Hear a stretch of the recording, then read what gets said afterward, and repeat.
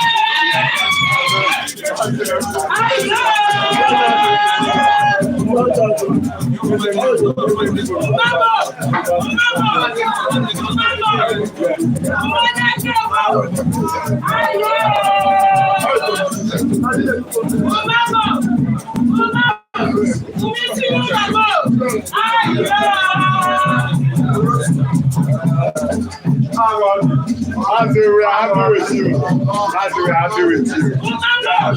God bless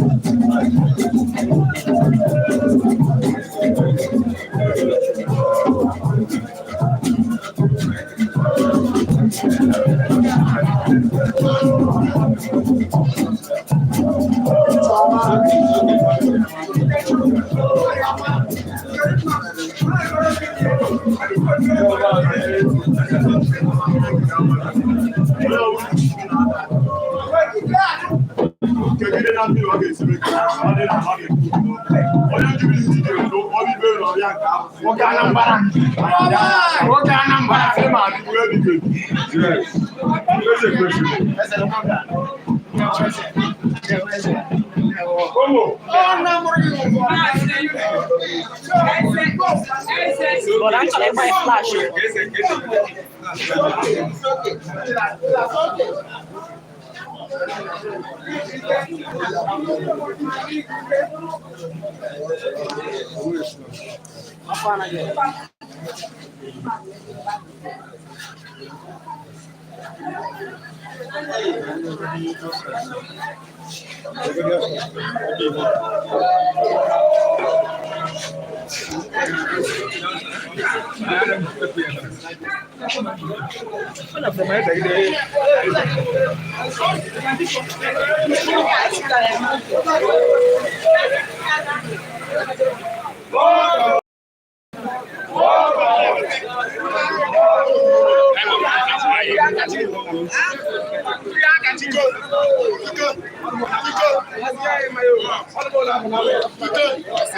Just around here.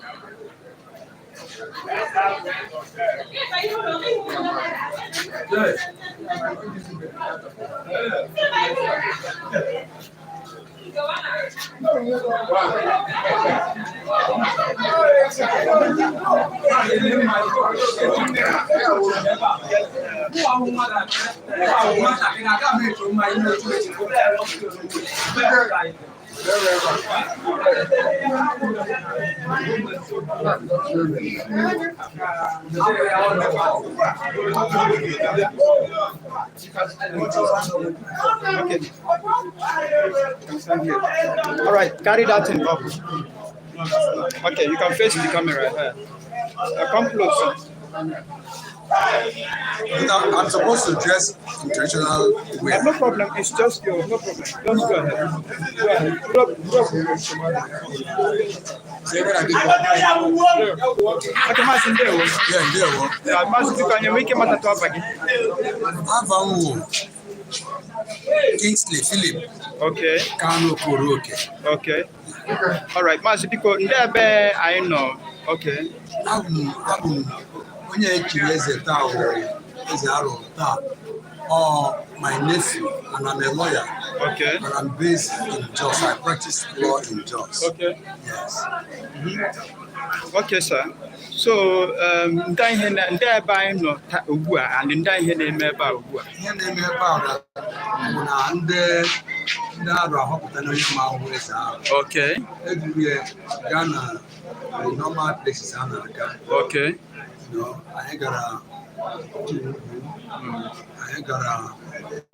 Obomisi. Okay. Ebe ahụ gaa ebe a nọkwa Iyokwu esi Obomisi Iyokwu.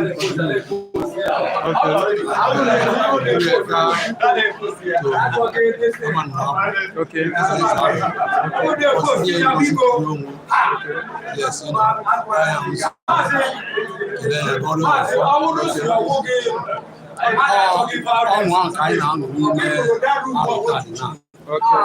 arụ ihe mere na ọnwụ ihe mere taa na arụ ịbụnye gaa n'ikpe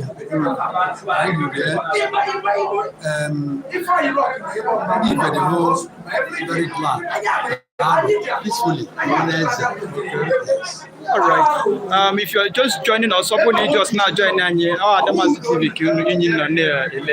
because you try to share so that others can see what is happening right now in Arochukwu Kingdom. So, Mazi, because that to have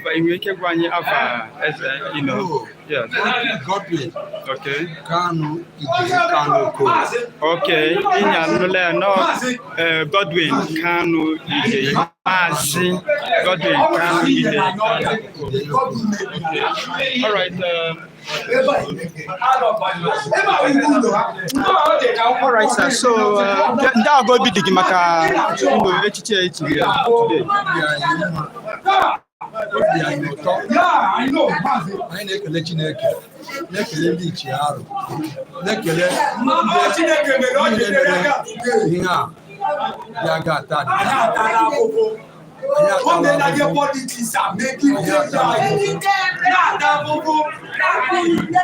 All right. Ndị akwa n'ozi na-ezi ụmụ arụ nọ na mba dị iche iche n'ebe onye a nwata anyị bụrụ ugbu emere eze arụ ọ nwata ndị Igbo a na-efe generation iyi ya fụọ ọ na-eme ọkụ na mmeji agụọ ma anya aka na ndị arụ nwee udo nwee ọganihu ihe anyị na-alụ ọnụ ya taata ihe ọma abatara n'ime arụ ya taata na ihe ọma abịara n'ime arụ Adamazi TV.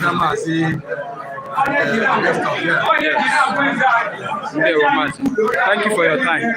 Thank you very much.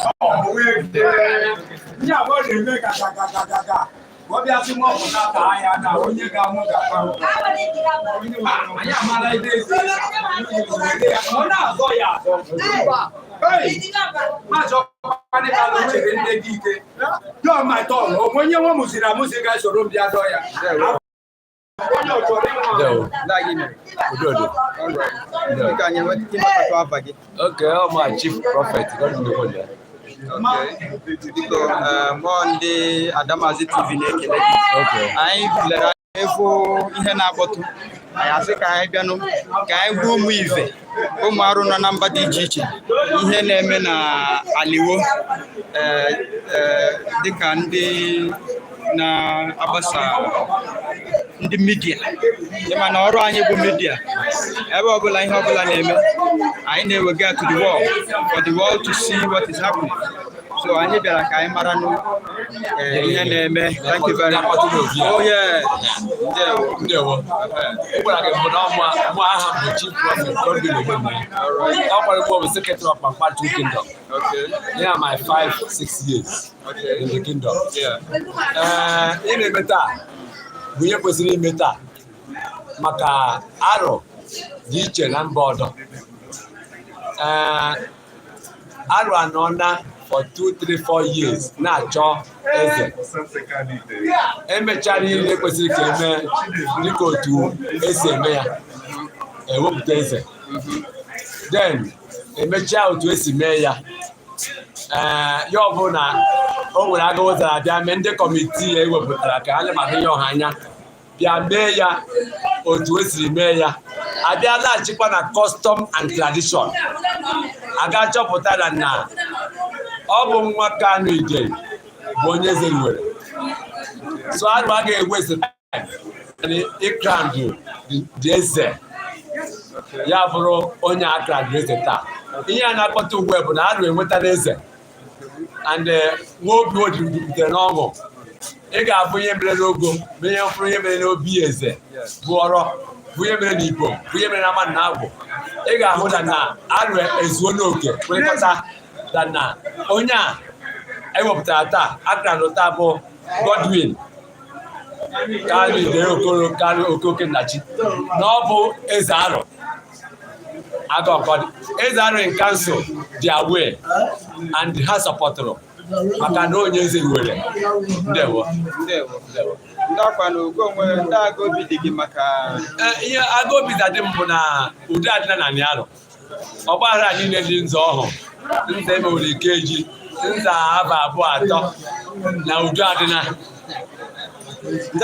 Ndezi ụmụ arụ na mba dị iche iche. Ndezi ụmụ arụ na mba dị iche iche bụ na ebe anyị enwetara eze ọ na-abụ ka anyị kwanyere eze anyị ugwu ka anyị ga-eze anyị ntị maka eze a na-abịa ugbu bụ eze Chineke ji aka arọpụta. Ọ dịrị gọvanọ Chineke nyere Abia steeti Chineke nyerekwa arụ alụrụ eze a ga-eji mee ka arụ ala arụ dị mma. And onye nke a bụ onye ga-agba ọkpọ ndị ichie aza ya. Ndewo. And arụ anaghị ekpo nwatakịrị okpu anaghị ekpo onye ọbụla okpu nna ya nọ ndụ. onye nke nna ya nwụọna ọ nna ya bụ ụzọ chie eze ọ nna ya hapụrụ eze nye ọjị Kanụ ọjị ugbu a ọ tọọnụ ya ịbụ eze ndewo ndị na-echikwala eze a bụ ndị Igbo isii mana o chiri eze a bụ His Royal Highness eze Dr. Kanụ Kanụ bụ onye nọ dịka eze Igbo isii ọ ya chiri eze a and Igbo chiri eze a bụ ụka ịzọla na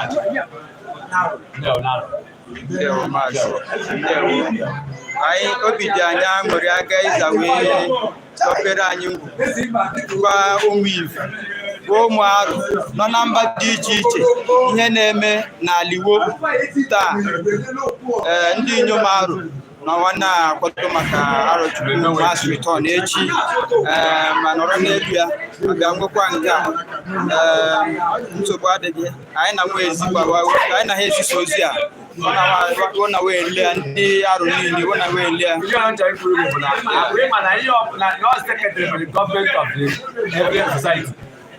ihe sekretịrị na-agba gị ugbu a sekretịrị ọpapamkpa Kingdom na-agba gị nke bụ eziokwu gị nwa bụ sekretịrị ndị ọkpamkpa Arochukwu Kingdom so m na-agba gị nke bụ eziokwu na emela eze arụ taa and that is all maka ọrụ Igbo nke a na-echi eze and ibe chiri ya ọ bụ na ndewo maazị ya ga-adịrị gị maazị ndewo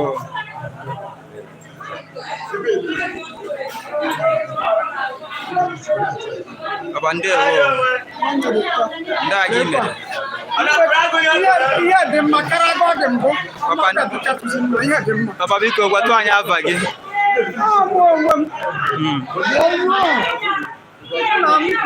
abụ m gwa m ọjị Kanụ Okoro Okenye ọwụ nna ya abụọ na nne na nna Kanụ tọrọ mụ na nne na nna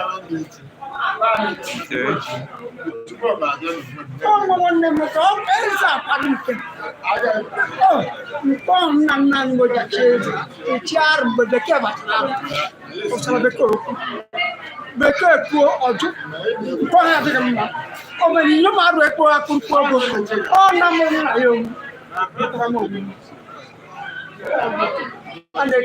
Okoro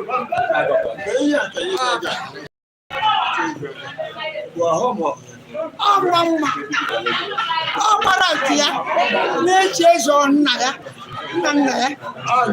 wakpọba n'ebibo ọ laghachiri egbekwa Kanụ ọjị anọkwa mgbe ọ ji chi arụ Kanụ Okoro ọ dị n'ụlọ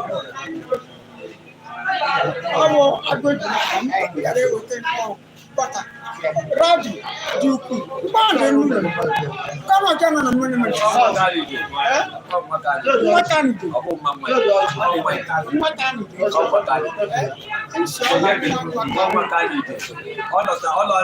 stage by stage. Yes. Okay. Na te todo que aba.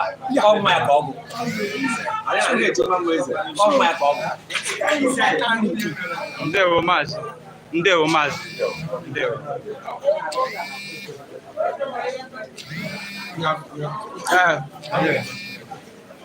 number yes that's right yeah we are live right now we are live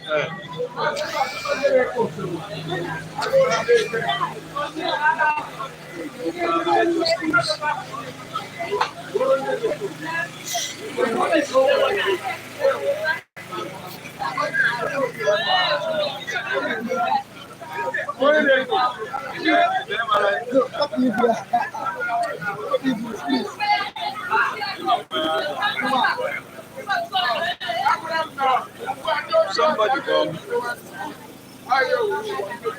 How far? Our work is done. Nah. Look come early now. I did the cover. Waiting at home. Here I did because the attack waiting no good yesterday. I posted that day yesterday was free. See how people were attacking me. What are we? 200. But at the same yesterday, this is the 20th. So there was one heavy.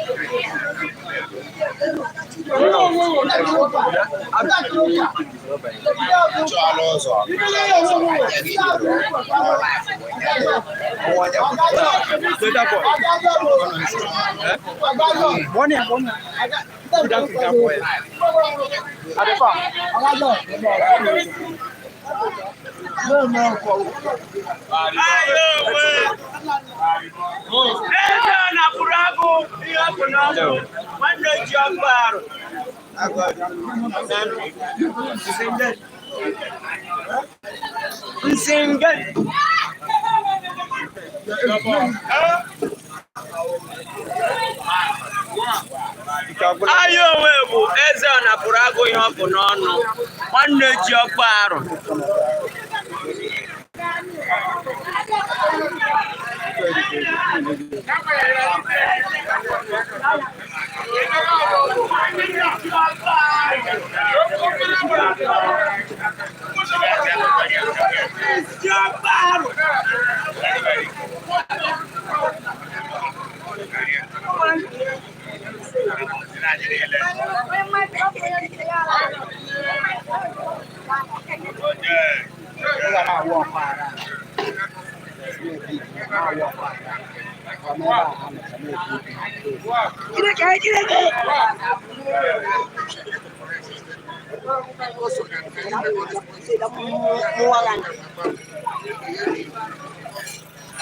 All right, ndị ụmụarụ nọ na mba dị iche iche na-ele ihe a. Adamazi TV ka unyi nọ. Ọ ma adịkwanụ mma ma ọ bụrụ na enyi nọrọ na-ele, ọmụkwanụgo onye isendịrị ihe a. Biko, arịrịọ ka anyị na-arịọ. Agaghị ịza nọrọ na-ele ka inyi tapụọ subscription button ahụ. Subscribe to Adamazi TV. Maka anyị nọ ebe a na-ewetara unu ihe aga ọzọ na-aga. Ọ bụghị just na-egosi unu pictures and videos, but anyị na-engage in exclusive interview with ndị ma-aga ọzọ na-aga, ọwụ ndị ma ekwu aga ọzọ na-aga. Anyị ndị bụkwanụ that arm na-ewetara inyi this from our platform, all these activities. So biko, ọ bụrụ na ị nọ ebe a ugbu a, ebe anyị nọ bụ na nke Eze Arụ. Anyị nọ na nke Eze Arụ na-ewetara inyi aga aza wee dugharịa eze nke echiri taa. Inyi anụla anụ ava ya, know everything about him. We will still go around to interview some people about what has transpired here today. So stay tuned, stay glued to Adamazi TV and trust us to bring you first-hand information about all that is happening right here in Arochukwu. As you keep watching, remember to like and share. Remember to hit the subscription button.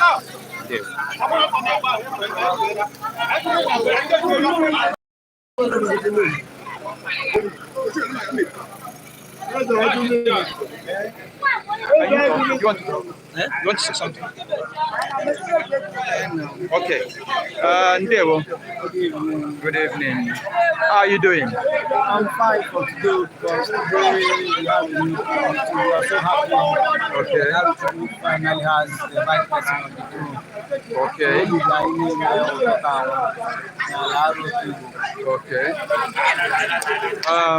Biko, ndị akwa na-ava gị? Okay, aba m bụ Maazị Prince onye Uduyo. Okay. So ndị aga inyiza aga with emume a taa, ebe unu gagasịrị and ka ihe megasịrị all the places unu. N'ụbọchị taa nwa anyị za n'oge anyị bụ oge Igbo ebe a nọ gọọmenti eze ọbụla anyị gbagharịa n'ahụ na nnukwu ahụ dugharịa ya ka arụ niile mara na anyị ewere eze.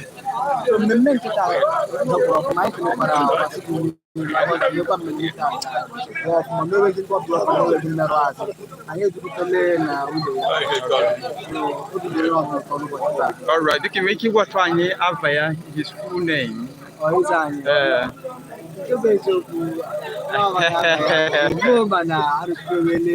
Right, there.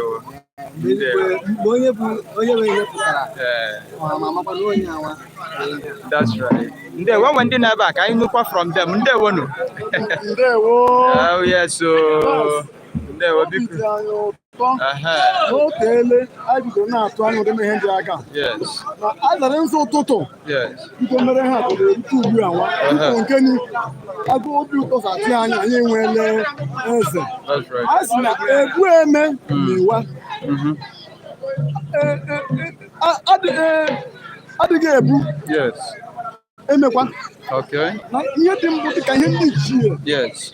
Ewa. Dịka ihe dịka eziokwu ka a chọrọ n'arụ. Dịka agara ụzọ adịrị agakwa ihe eji mara arụ omenala. That's right. Agwa ndị ha chọrọ onye ihe anyị obi ụtọ taa anyị ji wee pụta n'igwe. A pụtara n'igwe taa arụ ga-efukwa na anyị pụtara n'igwe. Obi dị everybody ụtọ n'ụbọchị taa. Na ụbọchị taa bụ ezigbote ụtọ ọṅụ nye anyị na ndị nne bịara ebe a. So we thank God. Ihe a na-achọ na ihe nwetala ya.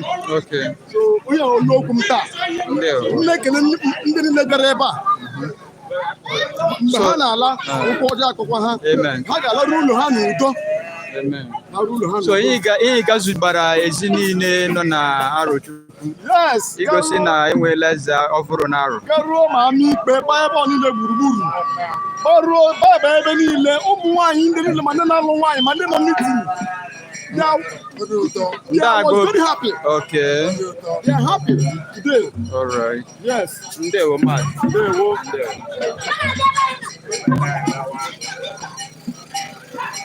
Maazị Ndewo.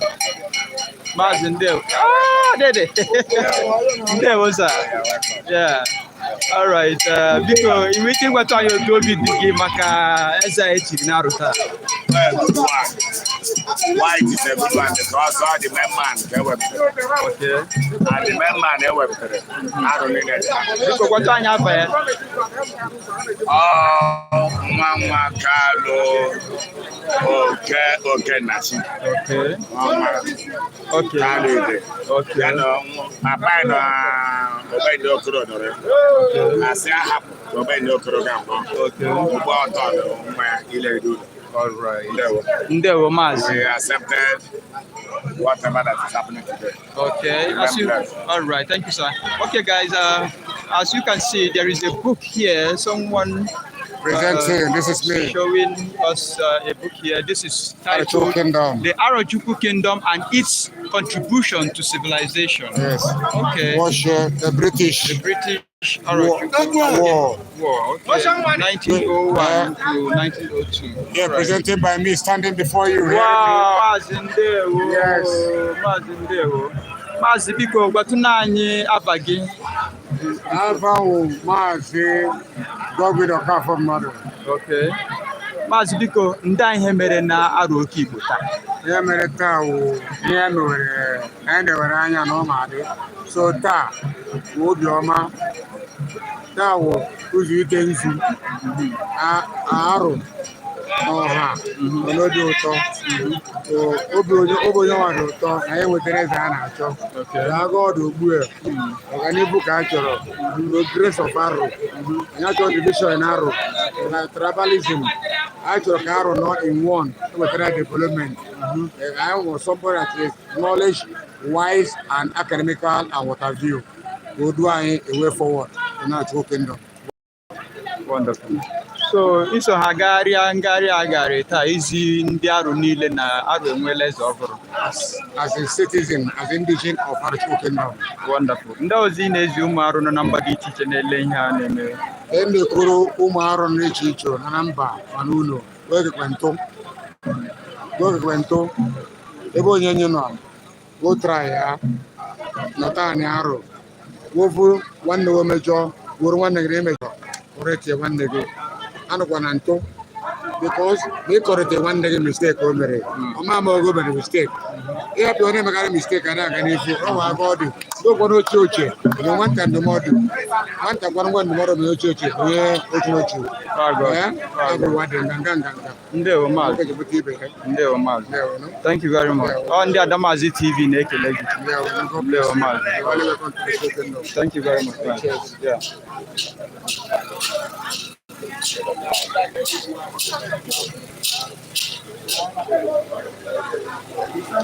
Good evening, all. Yeah, we are actually live. If anyone want to say something concerning what happened, I really want to say. What to interview? No, actually, female. We working on a printer. I did interview. Come on, you put me on the day. I know. We will talk to you, madam. Good evening, man. Adamazi TV. On the Adamazi TV, lady. Because the other side, I'm a noise there. Thank you. There were that yeah. You can make on the Adamazi TV like you can make him at a bag. Princess okay. Why Madam Princess Nico I go in Naruta. I abara the candy media. Sika Indiano, Kaimara, and name, can make a papa who maru no number teacher in because one away like but to one name in our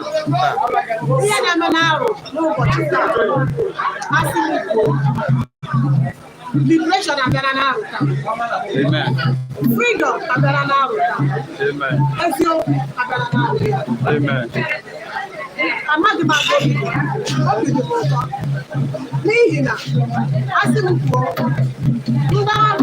Confide very well. Concentrate. Please. Amen.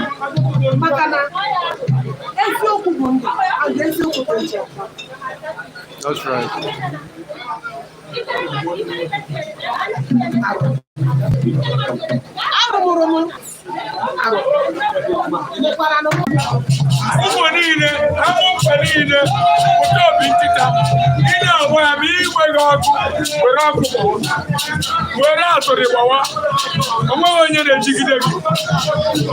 Tomorrow we're streetless in the waters of the we very in also who believe it. All you have to say, ask him normal to school. Tomorrow number, now Jesus. Ask him normal to school. Mama, now Jesus. You will tomorrow to Ronaldo. I been there and you when I get okay, deliver. Any with the NDDC, yeah, deliver. And now I still want to put them all on an user. Oh, you were never and then our rules of God. Well, we're sitting time by work. And now go in for us and them. Yes, over the Brazilian. All with Alex Jotti, Alex Jotti, New York. I go to New York because who are going to didn't know the Chime. Come and say now. Before you for far and for they were far, they marry him. They were far, they marry him. Mama, this is I need an Amana Jesus. This is what Adamazi TV. Adamazi TV. Adamazi TV. Adamazi TV.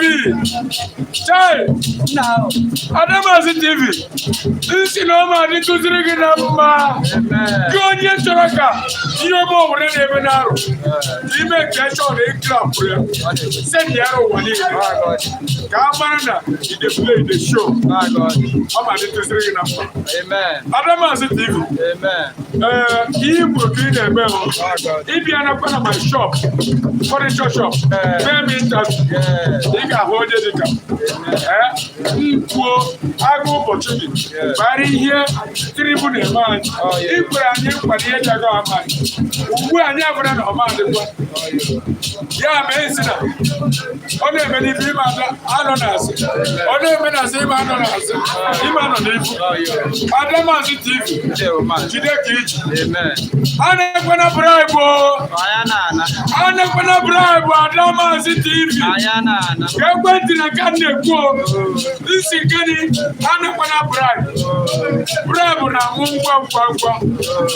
ya mee dịka ikwere nkwa na ihe obodo na-eme n'arụ mana Afrịka ọma mana mba Afrịka niile na ụmụ Afrịka niile na ị ga na-agbasara ya anyị biko gbasaa ya ọ ga-adịtụsịrị gị na mma onye a hụrụ taa a ga-ahụ ya echi ma mkpụrụ mkparị gị na mma ikiri igwe a na-ajụ na nne nsị na eze anyị nke Chinyere na ọ ma-adịtụsịrị ya na mma eze anyị nke Chinyere isi na ọ ma-adịtụsịrị ya na mma onye ọbụla si na isi ya na ada Adamazi nke chụọ ọ na-eme n'ife na ọ na-asị ọ na-eme na azọ na ọ n'ifu ọrụ na ọha eze Igbo bụ isii gbakọtara aka wee chie ya eze dịka onye o ruturu na nne a ma eze ọtụtụ n'ime ebe o toruru n'ọfịa arụ I'm a musician. I want to hear me as a profession, as a musician, as a furniture. Sebiko, as any. Onye ọwụna si n'isi na ada Adamazi nke chụwa ma ọ bụ ọkwa ndị na-adị na nna ihe ọhụ ezi Igbo na isi kwere ọ ibe m kwere anyị na-eri ihe ọzọ anyị anaghị eri ihe gburu ọzọ na nna eze nemnanị eze nemnanị eze nemnanị eze nemnanị ihe abalị anaghị igwe n'isi n'arụ Eke Orie Afọ Nkwọ na nna arụ na ọha anyị si wụlọtawa na arụ adị na mma anyị enwekwaghị nsogbu n'arụ unu ga na-abụ ọtụtụ ndị na-abịa na-ekene eze ya wee ego bekee ya wee ego bekee okwu adịghị abụọ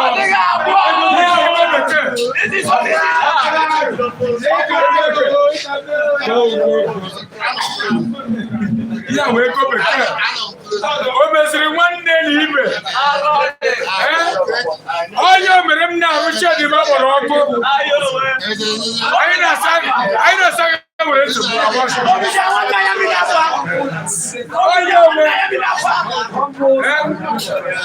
mgbe kwere na fọdụ ọsọ n'ime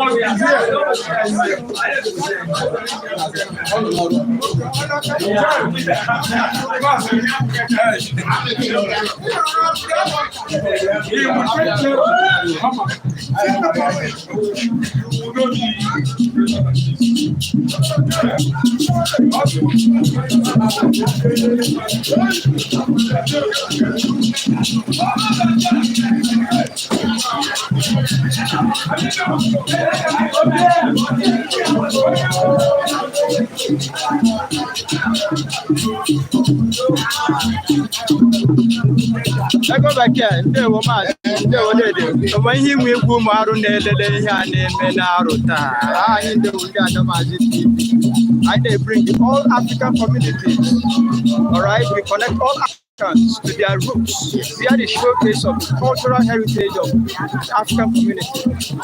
For the thing that I see from Aro, I name in Aro, I can go to Maru, you name in Aro. So I'm the Maru,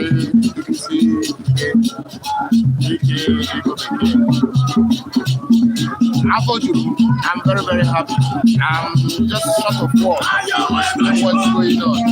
Now, today, everybody will Maru. Diaspora anywhere in the world, Afro Juru Maru, and I'm happy. And finally today, we are all grateful. What Maru and anywhere on that's saying that, but they get grateful. I remember where's go to a God. I'm very grateful. I'm happy today. Okay, Martin, thank you very much. Okay, Martin,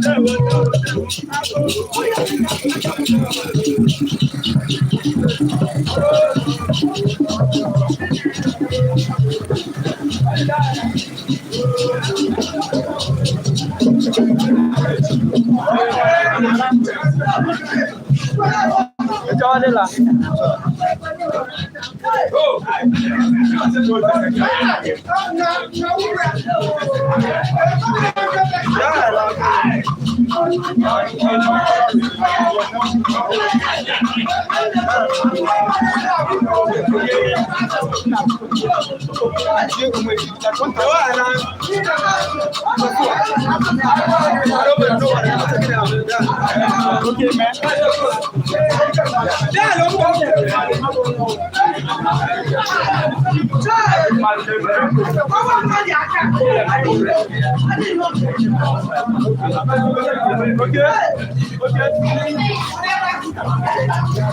Amandeo.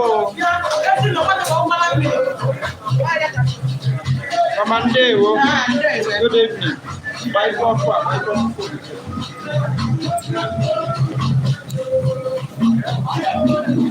Oh, you. Ah, God. Obi na-aka m dịka ọrịkọ. Ihe o mere ka ọnwa anyị wee zuo oke taa. Yes,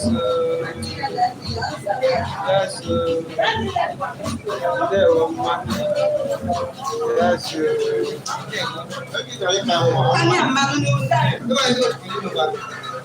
on the Adamazi TV. Mabiko anyị nwere ike ịmatatụ aba gị nakwa ihe na-eme ebe a taa and aga obi zadị gị maka ihe a mere na Arochukwu taa. Obi dị m ụtọ. Abụ m dịkọme Beatrice Ide. Ọ di m na onye a na-eme ya ka bụ nwanne. So obi dị m ụtọ. Ebe ọ dị n'ihi ha nyaghachile ya oke nna ya. Ha nyaghachiri oke nna ya. Asị m mejọ cha Chineke na n'aha Jizọs. So ndị akwa na-agụ obi dị gị maka ihe a e nyere ya taa, okpueze a ekwuru ya taa, ndị agụ obi zọdị gị. Obi dị m ụtọ wụ na ọ wụ oke erughị ya ka e nyere ya. So oke arụghị ya Jehova ga-eji ya wee jee ozi n'akụkụ. Alright, ndị ọzọ ị na-ezi ụmụ arụ nọ na mba dị iche iche na-ele ihe a na-eme.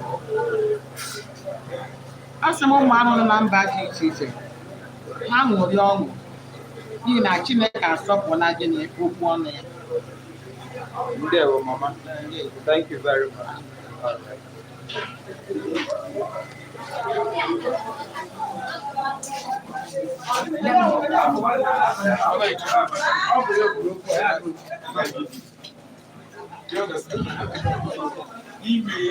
Okay, let's do that.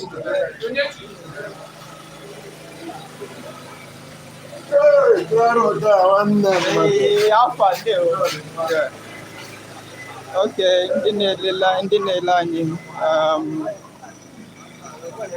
onwe any other thing mere concerning ihe Zara will keep you posted, will keep you updated with every information concerning Eze Aru of Arochukwu. Ndewonu. Ndị Adamazi TV na-ewetara unu this live broadcast. You get ready tomorrow for the mass rally nzukọ Inyomaru echi the Monday ha na-eme emume ha. Trust us to bring you the live stream of that event from start to finish. If you've not subscribed to our channel, please do well to do so. Thank you so much. Ndewonu.